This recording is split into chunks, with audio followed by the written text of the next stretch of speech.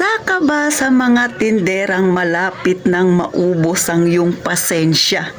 Kanino sa mga ganitong klase ng customer? Ano ba itong tinutukoy ni Ate Tintin na problemang tindahan laging kinakaharap ng mga tinderang kagaya ko at tindero-tinderang kagaya ninyo? Gusto mo bang malaman? Abay, syempre, bago tayo magumpisa, huwag mo namang kalimutan mag-subscribe ka na sa probinsya ng Palawenyang si Ate Tintin at syempre, pakilike na rin ang aking video kung relate na relate ka dito. At pakishare naman kung hindi kayo busy, kaya umpisa na natin ang real talk at masaya nating chismisan. Magandang araw mga kasari-sari. Sa mga bago pa lang sa aking channel, ako ang inyong Palawenyang tindera si Ate Tintin. At syempre, for today's video, pag-usapan natin yung problemang paulit-ulit na lang na nangyayari sa ating tindahan. Alam ko, hindi lang ako, hindi lang si Sir Mark Kalimag ang may problemang ganito. Ikaw rin na may tindahang nanonood ngayon kaya Tintin. Bakit nga ba may mga customer tayo sa tuwing bibili, lagi na lang kulang ng piso, 2 piso, minsan 5 piso. Dala-dala niya na yung ating nilagay na tubo. O mga kasari. Alam niyo sa totoo lang, hindi naman masama talaga na minsan yung customer natin ay magkaroon ng kulang sa atin. Ang problema, kinakasanayan na nila. Parang ginawa na nila tayong Bombay, hulugan. Bakit ko nasabi ha mga kasari? Pag bibili sa'yo, kulang yung pera. Tapos sa susunod na araw, bibili ulit sa'yo, sasabi niya, ay te, ibawas mo na lang yung kulang ko dyan. Tapos ngayon, pag total ulit sa binili niya, kulang na naman. So, paulit-ulit, ganon ng ganon. Ikaw ba tindera na nanonood kaya Titintin? Ganyan ka rin ba hanggang ngayon? Nararanasan mo rin ba yan? Nagkakamot ka na lang ng ulo, minsan hihinga ka na lang ng malalim dahil malapit na. What? Yung pasensya na baon-baon mo, konting-konti na lang talaga mga kasari. Kaya sa mga bago pa lang mag-uumpisa ng kanilang tindahan, mga kasari ha, eto yung payo ni Titintin, magbaon kayo ng mahabang pasensya. At syempre mga kasari, yung pasensya na hindi basta kaagad-agad na uubos. Dahil yung pagtitindahan ay hindi lang basta nagbantay ka, namili ka, hindi lang ganun, kundi dapat mahaba ang pasensya. Hindi lang kung paano mo palaki ng tindahan, kundi paano mo pakisamahan ang mga customer mo na iba-iba ang ugali. Lahat ng ugali ng tao ay makakasalamuha mo na mga kasari.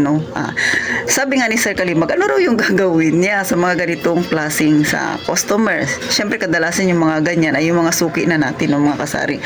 Alam niyo, natapik ko na ito dati pa, pero yung aking ginawa, mga kasari, ay nililista ko lahat ng kanilang kulang. Sa totoo lang, ito real talk ito. Minsan pag sinisingil mo sila sa kulang nila, nagkakaroon na sila ng amnesia. Hindi na nila matandaan kung kailan sila nagkaroon ng kulang sa'yo. Minsan parang iniisip nila, ikaw gawa-gawa ka ng kwento.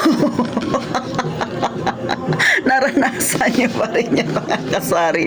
Yung sisingilin mo siya, kunwari isip-isip siya, parang wala man akong kulang sa'yo te. Kaya ang gagawin mo, pagka may kulang sila, piso, 5 man yan, isulat sa papel, lagyan ng date kung ano yung pinamili nila, tapos pag siningil mo, kunin mo. Sabi mo, ito yung binili mo ng mga nakaraan.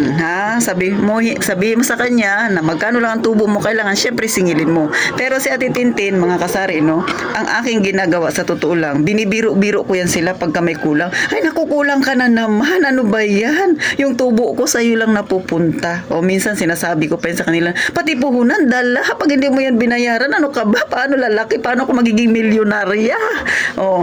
Sa totoo lang, biro lang yun sa akin mga kasari. Pero yung biro na yun may kasamang laman. Bahala na sila kung tamaan sila.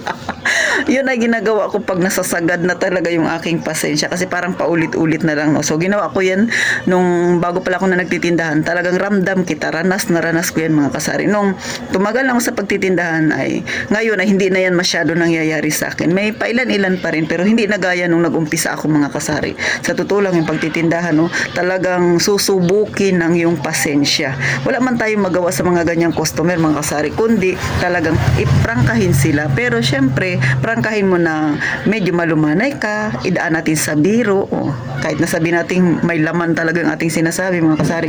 Kasi, syempre, nasa larangan tayo ng pagbebenta o mga kasari, no? Lalo na yung mga customer natin, yung laging nagaganyan sa atin ay mga customer natin dati pa. O, kumbaga, nagiging loyal na sila. Kaya, nagiging kagaanan ka na nila ng loob.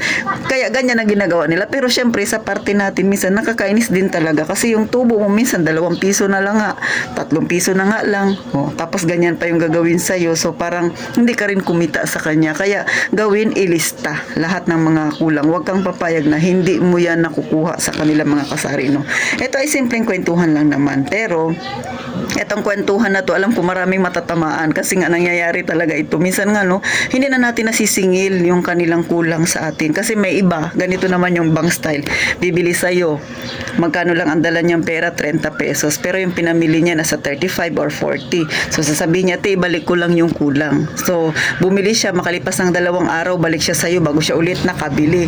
So, ngayon, sasabihin niya sa'yo, bayaran ko na yung kulang ko, tapos pabili ako ulit nito. Kaso kulang na naman pag total mo. So, ang nangyayari, babayaran niya yung kulang niya noong nakaraan, tapos yung panibago niyang bili, may kulang na naman. So, ganun ang ganun, nagiging hulugan tayo, mga kasari.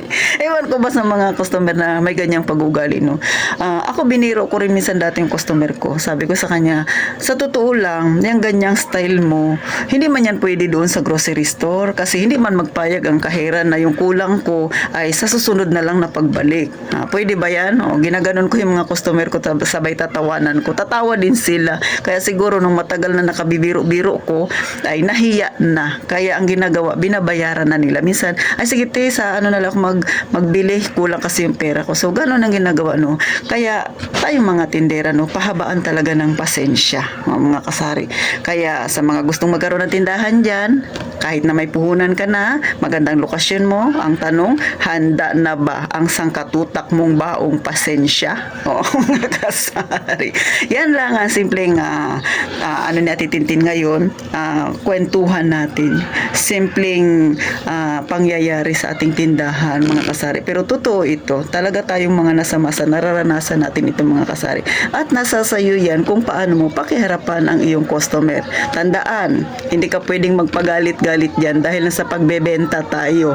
Ang mga yan, pagka nabigyan mo ng hindi magandang pananalita, medyo nakapagbitaw ka ng medyo offensive para sa kanya, ay nagmamarites yan sa ibang customer. So, anong nangyayari, naghahakot yan ng magagalit pa sa'yo na customer na hindi kunwari bibili sa'yo. Yung iba mga ganun huwag ka dyan bibili. Iba talagang inaano pa nila na, inuudyukan pa nila na, kasi masama ugali niyan, piso lang naman yung kulang ko, kala mo naman, ikahihirap niya. May mga tipong ganun na customer.